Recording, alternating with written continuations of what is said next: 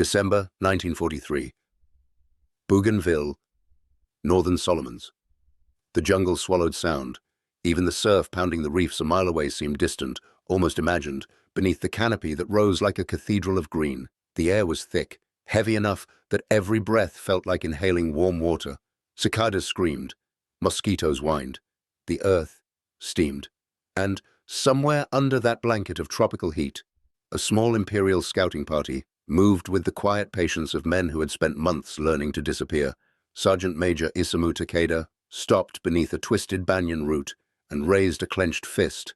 The column froze instantly. No one spoke. No one breathed loudly. Even the metal buckles on their uniforms had been wrapped in cloth to prevent accidental clinks. He lifted a pair of binoculars, German-made Zeiss lenses, the pride of Japanese officers lucky enough to acquire them, and peered down toward the coastline of Empress Augusta Bay. Before we jump back in, tell us where you're tuning in from. And if this story touches you, make sure you're subscribed, because tomorrow I've saved something extra special for you. Through the shimmering afternoon haze, he saw them. Trucks, American trucks, dozens of them. A long line of olive-drab silhouettes crawling like ants along a muddy, newly carved road. Boxes stacked in the beds, men sitting with rifles slung lazily across their laps, six-wheeled cargo haulers, jeeps, zipping ahead like pups at the heels of larger beasts, bulldozers shoving aside the jungle as if it were made of paper. Takeda sucked in a quiet breath. That was a lot, far more than yesterday's count. He scanned left. More vehicles lumbered toward the new American beachhead like a steel procession. Some pulled trailers, some carried logistics markings, others carried radio antennas that rose like fishing poles. He lowered the binoculars. His heart thumped. He turned to Corporal Nakahara and whispered, "Record this. 150 trucks, approximately 50 jeeps, maybe more." Nakahara scribbled silently on a small waterproof notebook, his pencil smudging against sweat-soaked paper. 500 vehicles. That was the number their aerial reconnaissance officers had predicted would arrive in the first month of the American landing. 500 vehicles was manageable. 500 vehicles was dangerous, but not catastrophic. But this was only the first day of serious movement. And Takeda's gut told him the number he had just written down would be obsolete by sundown. For months, Japanese high command had prepared for the expected American offensive in the Northern Solomons. The planners in Rabaul had studied every American move in the region, Guadalcanal, New Georgia, Rendova, and they believed they understood the enemy's methods. Americans moved slowly. They landed with infantry first, built airstrips second. Logistics came later, incrementally, cautiously. They were not the Imperial Japanese Army, whose doctrine emphasized speed, initiative, and the offensive spirit. Americans were procedural, methodical, predictable. The intelligence officers summarized the threat confidently. Enemy will deploy approximately 500 motor vehicles during the first phase of operations. 500, a number that reflected the entire doctrinal understanding of American capacity in hostile jungle environments. The maps showed it. The charts confirmed it. The officers accepted it. No one, not even the most pessimistic staff officers, imagined the Americans could carve roads, land supplies, and move mechanized columns at a scale that dwarfed anything seen in the South Pacific. Not until Takeda saw it with his own eyes. The Japanese scouts repositioned. They moved to a higher ridge, scaling roots and mud slopes carefully to avoid leaving footprints. Takeda angled himself behind a fallen palm trunk and raised the binoculars again. The sight stunned him. A road, an actual graded, compacted, structured road, ran across what had been dense, near-impenetrable jungle 3 weeks earlier. The Americans had built it with a speed that defied logic. Bulldozers were still pushing ahead, their blades shining under streaks of sunlight that pierced the foliage. Construction engineers in dusty uniforms sweated beside graders and dump trucks. Chainsaws snarled, dynamite cracked, trees toppled like dominoes. Behind them came cargo trucks loaded with steel matting, gasoline drums, crates of rations, crates of ammunition, medical tents, communications equipment, spare tires, water purification gear. Then more trucks, then more. It wasn't an army advancing, it was an entire civilization uprooting itself and moving forward on wheels. Takeda watched a Pacific Theater miracle unfold in real time. No other nation in the war had the industrial capacity to do this. Not Germany, not Britain, not even Japan, with all its Bushido fervor. What he was witnessing was the American way of war. Industry first, machines second, men third. The Japanese fought with endurance, guts, and spirit. The Americans fought with logistics, fuel, and steel. Takeda could practically hear the ghostly roar of Detroit's factories from across the ocean. By mid-afternoon, Takeda's scouting party had moved twice more each time, finding a vantage point with a deeper view of the new American artery. Vehicles kept coming, and coming, and coming. By sunset, the count had reached numbers that made his stomach twist. 700, maybe 800, including vehicles they had not even seen in the Solomons before, half-tracks, specialized signal corps trucks, mobile workshops, fuel bowsers, and medical carriers. It didn't make sense. Where had they come from? How had they landed so quickly? How did they already have graded roadways to support heavy traffic? Who moved equipment like this into jungle terrain with such ease? Nakahara whispered in disbelief, "Sergeant Major, this cannot be correct. This is not possible in one day." But it was correct. And compared to what was coming next, it was nothing. The next morning, Takeda returned to the ridge with fresh eyes, hoping yesterday's count had been a fever dream. It wasn't. The road was now a river of vehicles, non-stop, hour after hour, columns so tightly packed that dust clouds trailed through the treetops like smoke from an invisible fire. By noon, Nakahara swallowed hard and tapped Takeda's shoulder. "Sir, the count from the northern spur has exceeded 2,000. Takeda didn't answer. 2,000. In a theater where the Japanese often operated with fewer than 50 vehicles assigned to an entire division. 2,000 in one morning. 2,000 rolling into a contested beachhead barely 2 weeks old. He checked the western spur 30 minutes later. Another 1,000. Truck after truck, jeep after jeep, fuel tankers, artillery tractors, bulldozers, mounted on flatbeds, amphibious DUKBUs, waddling forward with cargo holds of mortar rounds and aviation fuel. The Americans were not reinforcing a foothold. They were creating an entire logistical ecosystem, a self-contained, self-powered, fully mechanized machine capable of feeding itself indefinitely. It hit Takeda like a sledgehammer. Japan was not ITTing a foreign army. Japan was fighting an industrial superorganism. By the afternoon of the second day, the scouts had tallied a number so absurd that Nakahara refused to write it down. At first, Takeda calculated again, counted manually, divided by time, recounted visually, checked both directions along the supply line. Still the same estimate. 7,000. 7,000 US vehicles had moved inland in just over 24 hours. It didn't fit any model, any doctrine, any war college assumption, any imperial worldview. Japan's entire Southern Army group in Burma sometimes operated on fewer vehicles than what he was counting in a single day. "This cannot be transmitted," Nakahara whispered, trembling. "They will accuse us of incompetence or madness." But Takeda's duty was to report truth, not comfort. His hand shook slightly as he keyed the radio. Static crackled through the humid air. "Headquarters, this is Scouting Unit 3. We confirm the following intelligence." Another column of trucks roared beneath them. "Enemy mechanized traffic exceeds 7,000 vehicles in the past 24 hours. There was silence on the other end. Then the line cut. Likely not due to malfunction, more likely because the officer on the receiving end simply refused to believe it. 500 vehicles, that was the number the staff officers at Rabaul would cling to. 500 was the assumption embedded into their defensive strategy. 500 meant the Americans could not outmaneuver Japanese infantry on foot. 500 meant the jungle would slow them, starve them, exhaust them, but 7,000 meant something very different. 7,000 meant the Americans weren't slowed by the jungle. They were outpacing it, ripping it apart, paving over it, pushing inland faster than any Japanese unit could hope to reposition. 7,000 meant every American regiment that landed was motorized, supported, mobile, and supplied at a level the Japanese had never encountered on any island. 7,000 meant the entire Japanese defensive plan, from ambush points to artillery placements to fallback positions, was built on a number that no longer existed. 7,000 meant Japan's strategy for holding Bougainville was already obsolete. and the Americans were just getting started. Takeda's men remained in the hills for another 3 days, gathering intelligence, mapping traffic flow, and observing American construction methods. They noticed patterns that terrified them far more than the sheer number of vehicles. 1. American trucks never stopped moving, even at night.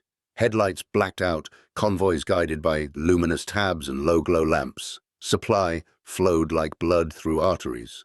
2. Engineers were everywhere, not infantry, not gunners, not tanks, engineers.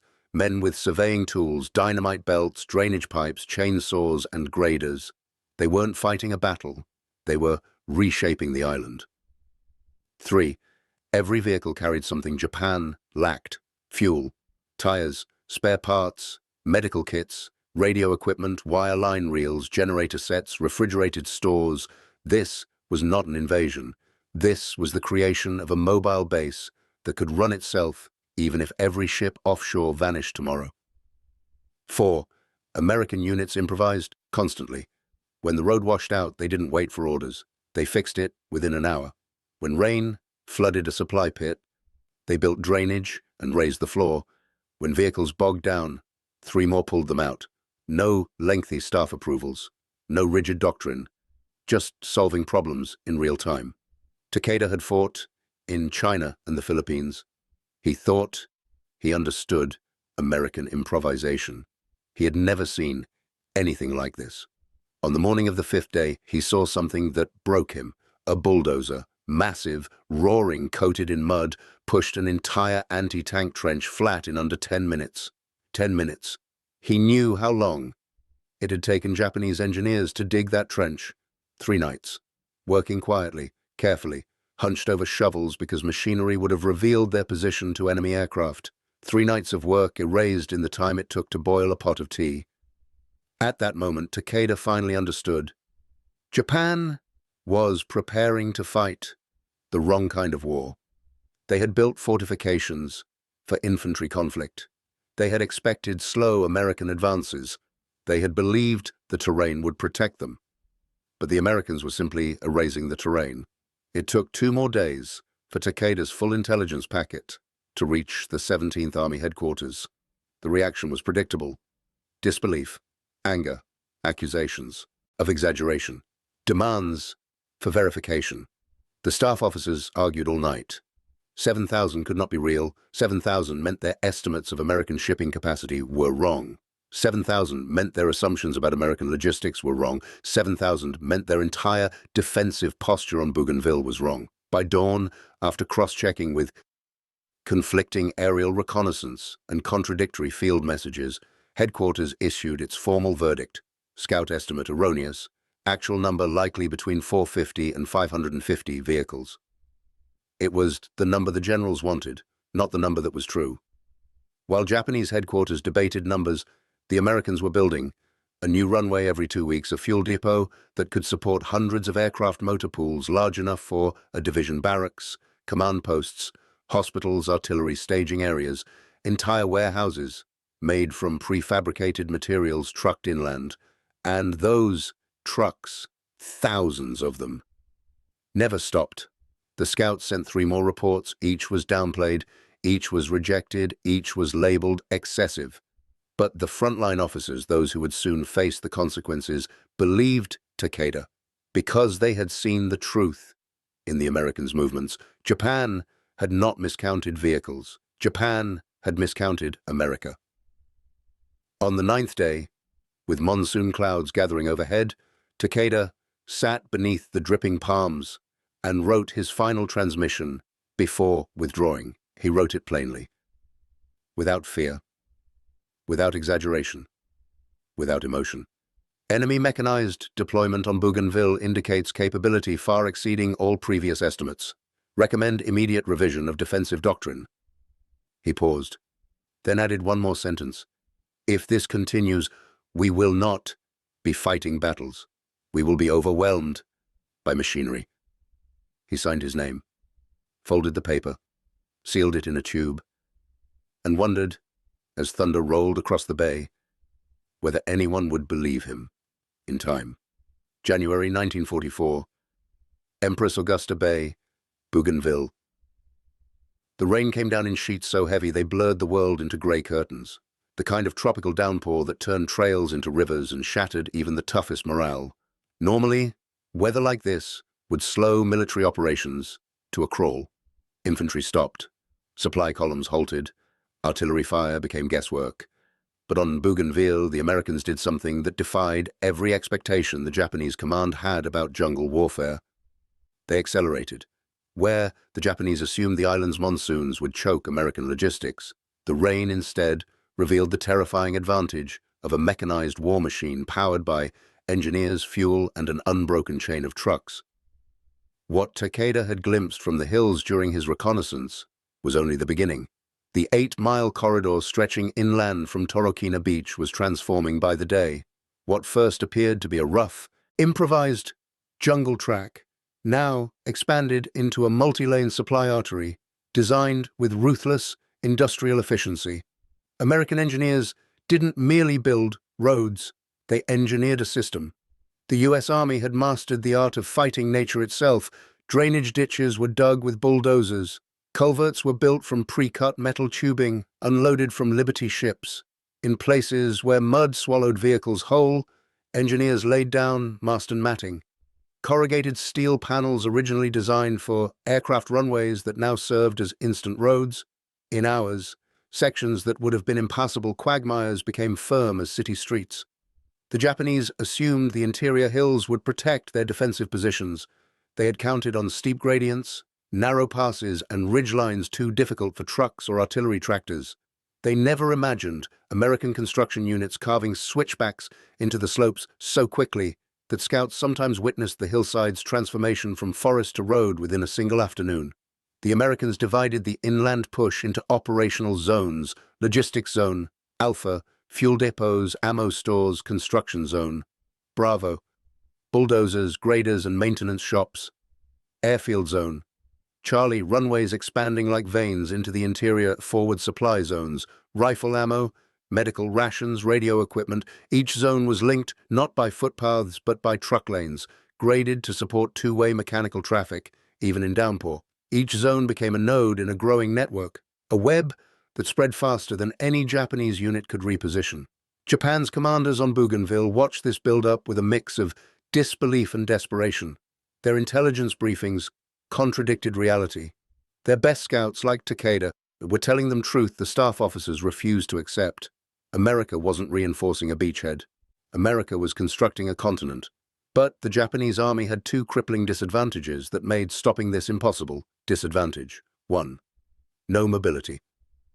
A typical Japanese infantry regiment in the Solomons had 2 or 3 trucks, several horses or mules, and thousands of soldiers marching on foot. When it rained, those few trucks sank into mud and were essentially useless. Ammunition had to be carried by men, mortar rounds by hand, rice bags on shoulders. The US Marines and Army units, by contrast, had so many trucks they used them as shuttles. To haul troops, to haul fuel, to haul the men who repaired the trucks, to haul the bulldozers that built more roads, and to haul the gasoline that kept all of it running, a self-sustaining cycle of mechanized momentum. The Japanese concept of infantry movement simply couldn't compete. The Japanese Southern Army Group often struggled to resupply even basic necessities: ammunition, rice boots, medicine, machine gun barrels. American soldiers joked that they received more supplies in a week than the Japanese did in a month. On Bougainville, this joke became reality, but on a scale that defied comparison. In a single day, the Americans unloaded 800 tons of cargo fuel in the tens of thousands of gallons engineer equipment by the Acre-1, Japanese officer observed in a diary later recovered. The enemy seems to deploy entire factories to the front lines. He wasn't wrong. The airfields that should not have existed. Within weeks of the first road's completion, the Americans began construction of the real objective: airfields. Not one airfield, not two, but a cluster of runways that would allow the US to launch continuous strikes on Rabaul, Japan's fortress naval airbase in the South Pacific. The Japanese assumed Bougainville's weather and terrain would make new airfields nearly impossible. And yet, by New Year's, Piva North Airfield was finished. Piva South Airfield was nearly complete. Torokina Airstrip had been extended. The scale was staggering. Runways over 5,000 feet long, taxiways expanding every day, fuel pipelines stretching inland, workshops servicing dozens of aircraft simultaneously. anti-aircraft batteries guarding the entire complex. How did they accomplish this? By turning the island into a machine. Every hour, trucks hauled crushed coral and gravel to the runway sites. Bulldozers leveled terrain. Steamrollers compacted layers. Surveyors measured gradients. Mechanics serviced the graders. Fuel tankers refilled the bulldozers. And, at the bottom of it all, a never-ending stream of vehicles. The Japanese watched in disbelief. Where they saw mud, the Americans saw future infrastructure. Preparing and narrating this story took us a lot of time. So, if you are enjoying it, like this video, it means a lot to us. Now back to the story. Faced with the reality of American mechanization, the Japanese commanders devised a plan, one that might have worked against any other enemy: hit the roads, blow the supply lines, strangle the machine. It was the classic doctrine of anti-mobility warfare. Japanese infantry units attempted 3 approaches. Small teams crept toward the roads in darkness, attempting to mine them or ambush convoys. But the Americans had installed listening posts, trip flares, double-layered perimeter wire overlapping machine gun fields, roving jeep patrols. Any infiltration attempt ran into a web of defenses more suited to a major European battlefield than a Pacific jungle. Japan attempted to shell the supply arteries, but American counter-battery radar— yes, radar pinpointed the firing locations within minutes. Japanese guns were silenced before they could reposition. In the South Pacific, where Japanese units had grown accustomed to firing freely into beachheads, the sudden appearance of a technologically superior response was shocking. The Japanese tried their most desperate tactic: rush engineering teams while they worked. It didn't work. American engineers worked with rifles slung at their sides. Protected by Marine infantry squads and overhead observation planes, the United States treated its engineers like national treasure, which, in a way, they were. Those men weren't just building infrastructure, they were building the future of the war. The Japanese soon realized the ugly truth. You could kill American soldiers. You could ambush truck convoys. You could even destroy a bulldozer or fuel dump. But the Americans would replace it within hours. Because the American system didn't rely on any single piece of equipment. It relied on industrial depth. Destroy 1 truck. They had 10 more. Destroy a fuel depot. Another ship was arriving with twice as much. Destroy a bulldozer. 2 more were waiting on the beach. Every Japanese victory was tactical. Every American response was industrial. As the runways came online, American air power began to saturate the skies over Bougainville. Soon, strike groups of P-38s, B-25s, and dive bombers were lifting off by the dozens every morning and afternoon. Their target: Rabaul, the Japanese bastion considered impregnable for years. But now, Rabaul found itself under siege from an island that, weeks earlier, had been a swamp. The transformation was stunning. American planes took off from freshly graded runways, flew to Rabaul, bombed airfields, supply depots, shipyards, returned, refueled, rearmed, and launched again before noon. Japan's greatest base in the South Pacific was being pummeled into uselessness, not by naval fleets, but by a logistical miracle built on trucks and bulldozers.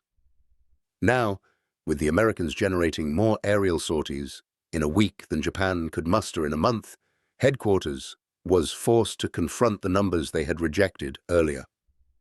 Suddenly, Takeda's original estimate, 10,000 vehicles, no longer sounded excessive. It sounded conservative. Other scouts began reporting similar figures.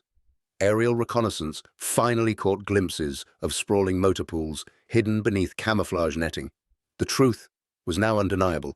The Americans had landed more vehicles in 6 weeks than Japan possessed in the entire northern Solomons. Takeda's warnings, once mocked, now circulated quietly among staff officers. One handwritten note, recovered after the war, summarized their fear. The enemy's strength is not merely material, it is their capacity to multiply material endlessly. As January rolled on, the Americans expanded.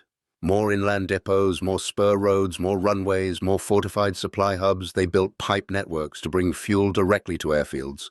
They built mobile repair depots capable of rebuilding engines in the jungle. They built hospitals with hundreds of beds. They built barracks, more comfortable than many Japanese mainland garrisons. The Japanese were overwhelmed, not by enemy soldiers, but by enemy infrastructure. Their doctrine had no answer for an opponent who moved faster than they could predict, built faster than they could sabotage, supplied faster than they could starve, repaired faster than they could destroy. It was a new kind of war, one Japan had never prepared to fight. The decisive turning point was not a battle. It wasn't an ambush. It wasn't even a major offensive. It was a photograph. American reconnaissance aircraft captured an image of the interior of Bougainville. What had once been untouched jungle now displayed. 2 major airfields, a vast tent city roads, shaped like arteries, parking areas filled with hundreds of trucks, bulldozers in rows like armored beasts, fuel storages in neat grids, anti-aircraft batteries in rings. Japan's analysts spread the photo across a table. The room fell silent. The scale was irrefutable. The infrastructure was unassailable. The industrial might was undeniable. One general finally said what others feared to speak aloud. Bougainville is no longer a battlefield. It is an American factory. A factory that produced air power, logistics, fuel, and movement. A factory Japan could not shut down. A factory Japan could not match. By the end of January 1944, Japan faced a grim truth. The Americans had achieved something unprecedented in the Pacific. They had turned a primitive jungle island into a fully mechanized base of operations in record time, all because of one unstoppable force, the American logistical machine. Japan could kill soldiers, but they could not kill momentum. They could destroy trucks, but they could not destroy the system that kept producing them. They could outfight in moments, but they could never outbuild. And as the roads stretched deeper into Bougainville, as the trucks multiplied and as the runways lengthened, one fact became clear. The war on Bougainville had already been decided. Not by gunfire, but by the thunder of engines. February-March 1944, Bougainville and Rabaul. The rain had eased, the monsoon clouds drifting north, but the air over Bougainville still vibrated with mechanical resonance. Engines rumbled day and night, the deep bass of bulldozers, the steady drone of trucks, the rising whine of aircraft climbing toward hostile skies. American soldiers joked that the jungle had learned to hum, but for the Japanese defenders, huddled in the interior hills, that hum sounded like the prelude to encirclement, an ominous vibration, telegraphing the arrival of a force they could neither outrun nor outbuild. The Americans were no longer simply present on Bougainville. They dominated it, they moved faster, built faster, repaired faster, adapted faster, and each day the machinery multiplied. By early February 1944, Japanese High Command finally issued a directive. The 17th Army would launch a full-scale counteroffensive to crush the Torokina beachhead. The plan called for 3 infantry regiments supported by 3 artillery battalions plus remnants of other units totaling roughly 15,000 men. To the planners, this looked reasonable. The Americans had perhaps 25,000 troops near the beachhead, scattered across construction zones, airfields, and defensive perimeters. Many were engineers, not frontline fighters. If the Japanese could strike before the airfields were fully operational, they might collapse the entire American position. But the planners still believed the lie they had told themselves 2 months earlier, that the enemy's logistical footprint amounted to approximately 500 motor vehicles. They still hadn't adjusted their thinking to match Takeda's reports. The Japanese committed to a plan designed for an enemy that no longer existed. The counterattack required movement across miles of jungle. Japanese units had to march by foot, transport mortars and heavy weapons, manually drag artillery through mud, carry ammunition on bamboo poles. To move a battalion could take days. To move a regiment could take a week. Meanwhile, the Americans' could reposition an entire battalion in under an hour. Trucks roared day and night. Jeeps zipped between sectors. Radios coordinated everything in real time. American commanders received orders and reacted in minutes. Japanese commanders received orders and reacted in days. The speed gap wasn't tactical. It was civilizational. Japan's counterattack smashed into American defenses beginning March 9th, 1944, in the area around Hill 700, Hill 260, and the Piva Forks.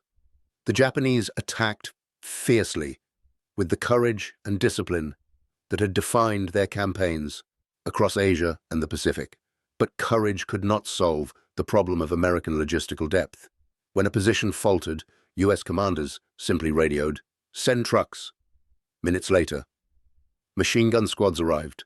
Fresh ammunition arrived, more Marines arrived, mortars arrived, engineers arrived, bulldozers arrived to clear firing lanes, medical teams arrived, radios arrived to coordinate artillery. It was not a battle between infantry forces. It was a battle between one side fighting on foot and one side fighting with a mechanized nation behind them. In 3 days of brutal combat, the Japanese achieved local breakthroughs, wiped out several American outposts, pushed dangerously close to key command nodes, but every time they gained ground, the Americans flowed around them like water, not because the Americans were more numerous, not because they were better soldiers, because vehicles made them omnipresent. By March 17th, Japan's offensive had stalled. The soldiers had fought bravely, many to the point of exhaustion and starvation, but they had marched faster than their supply lines could follow. Ammunition dwindled, rice ran out, medical units fell behind, and every day the U.S. airfields grew louder. P-38s, P-39s, P-40s, B-24s. They took off in waves, hammering any Japanese movement spotted by scouts or aerial observers. The Japanese soldiers found themselves fighting two enemies: American infantry, American machines, the kids. Counterattack staggered, then broke, then retreated into the jungle, leaving thousands dead. The failure was decisive. From that point onward, Japan would never again mount a major offensive on Bougainville. The island had been lost not through one battle, but through logistics. With the Japanese offensive shattered, the Americans shifted from defense to overwhelming advantage. By late March, American airfields on Bougainville were launching.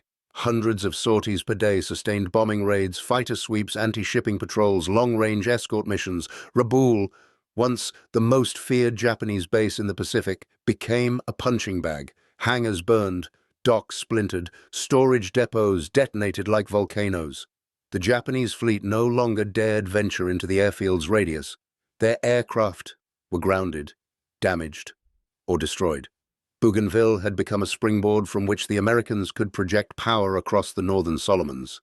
The Japanese had poured vast resources into Rabaul. 100,000 men, multiple airfields, heavy defenses, naval support units, an entire corps-level command. It was supposed to be the Gibraltar of the Pacific, but after Bougainville's airfields came online, Rabaul became strategically irrelevant. Not because the Americans attacked it directly, but because they didn't need to. They simply neutralized it. The machine on Bougainville reached out across the sea and crushed Rabaul's operational relevance. The Americans used Bougainville as a logistical anchor from which they could launch operations northward: Green Islands, Emirau, the Bismarcks, New Britain, New Ireland. Each operation required fuel, food, ammunition, engineering equipment, and all of it flowed through Bougainville's roads and depots. The Japanese had no ability to interdict this chain. Their aircraft were grounded, their ships were sunk or trapped, their troops isolated. The Solomons campaign, once a brutal island-by-island struggle, ended not with a dramatic final battle, but with a quiet, mechanical certainty. The Americans simply built Japan out of the region. For the first time, High Command in Tokyo received intelligence that shook the foundations of their planning. One staff officer wrote, "The enemy fights as an industrial nation. We fight as soldiers. This is a mistake." The contrast was no longer theoretical. America could launch a mechanized logistics operation on any island it landed on. America could rebuild terrain faster than Japan could destroy it. America's supply chain was so vast that setbacks were mere inconveniences.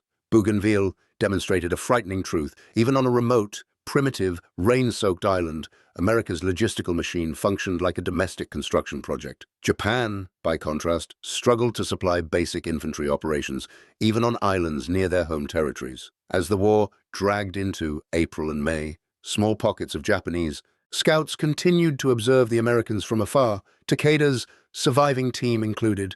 They had once believed, genuinely, that Japan's martial spirit could triumph over American materialism. But looking down at the growing American structures, they saw something different.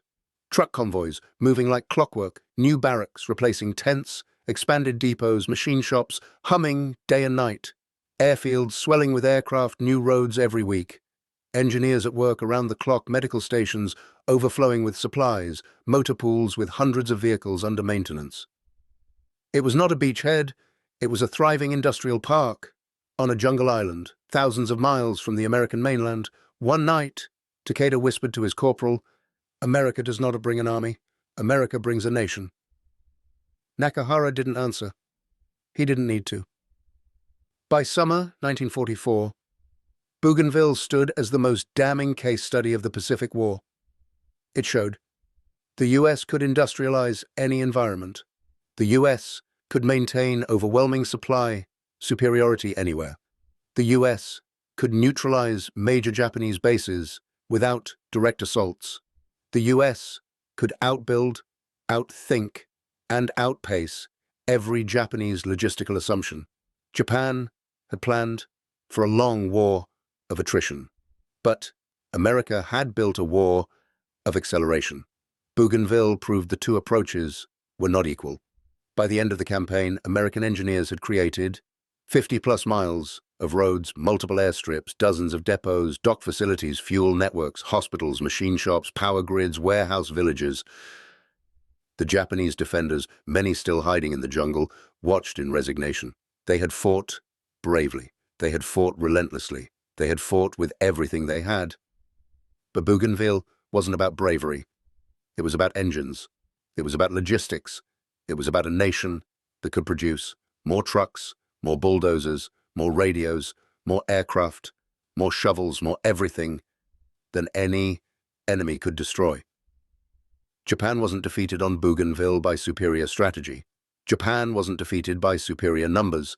Japan wasn't defeated by superior infantry. Japan was defeated by an industrial system capable of reshaping entire landscapes faster than Japan could react, faster than Japan could understand, faster than Japan could believe.